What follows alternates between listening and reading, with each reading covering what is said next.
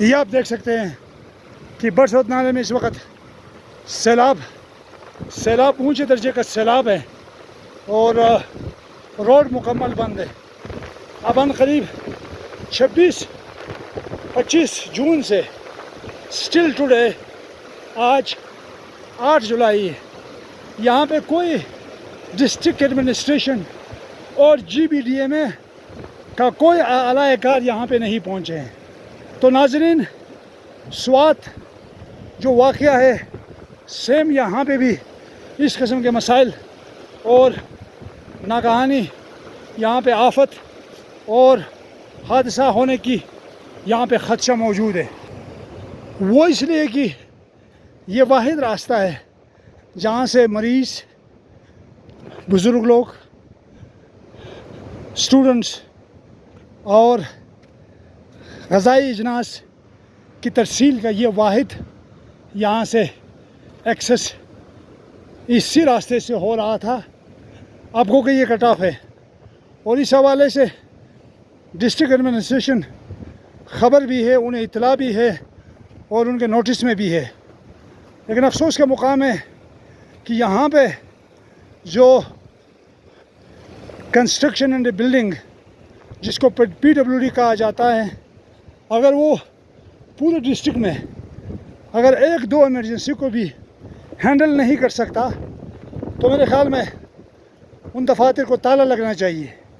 کیونکہ جو ادارے پبلک کے انٹرسٹ کے لیے بنتی ہے، اگر وہ کسی مشکل وقت میں پبلک کو وہ ہینڈل نہیں کر پائیں تو اٹ مینس وہ بے سود ہے۔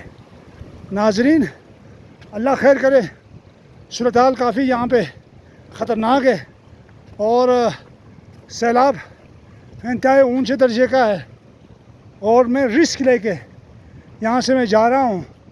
اللہ نہ کرے اگر یہ سیلاب اگر ڈائیورٹ ہو جائے تو مجھے پھر یہاں سے نکلنا کافی مشکل ہے۔ لیکن یہ آج 8 جولائی کا دن ہے، راستہ تو مکمل طور پہ تقریباً 1 کلومیٹر کا راستہ مکمل طور پہ ڈیمیج ہو چکا ہے اور اس کے علاوہ یہاں پہ سوسان سا منظر ہے۔ یہاں پہ بالکل ایسا لگ رہا ہے کہ یہاں پہ کوئی انسان رہتے ہی نہیں ہے، جبکہ اس نالے سے اس پار 3-4 ہزار کی بڑی آبادی موجود ہے اور یہ انتہائی سینسیٹیو ایریا افغانستان کے ساتھ کنیکٹڈ بارڈر ہے۔ تو افسوس کا مقام ہوتا ہے کہ ہمارے جو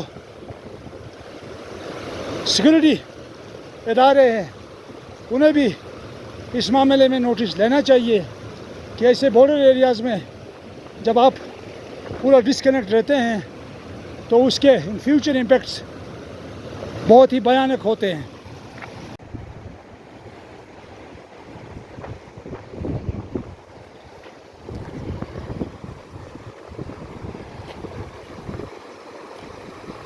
بسم اللہ الرحمن الرحیم۔